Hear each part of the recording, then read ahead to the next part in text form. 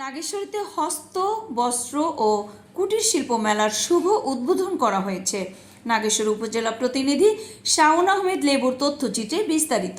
সাথে আছি আমি রীতা শ্রাবন্তী।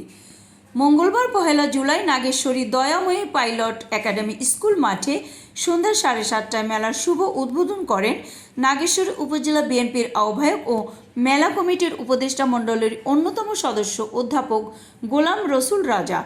এ সময় উপস্থিত ছিলেন উপজেলা বিএনপির ভারপ্রাপ্ত সদস্য সচিব, মেলা কমিটির উপদেষ্টা মণ্ডলীর সদস্য শহীদুল ইসলাম সরকার, মেলা কমিটির আহ্বায়ক আনিসুর রহমান জিন্নু, সদস্য সচিব ওমর ফারুক, বণিক সমিতির সভাপতি ফজলুল হক ফজলু, উপজেলা প্রেস ক্লাবের সভাপতি শাহিন শহীদ, সাধারণ সম্পাদক রফিকুল ইসলাম রঞ্জু ও সিনিয়র যুগ্ম সাধারণ সম্পাদক শাওন আহমেদ লেবু, যুগ্ম সাধারণ সম্পাদক এস.এ. লিমন ও অন্যান্য সাংবাদিকবৃন্দ এবং মেলা কমিটির অন্যান্য সদস্য।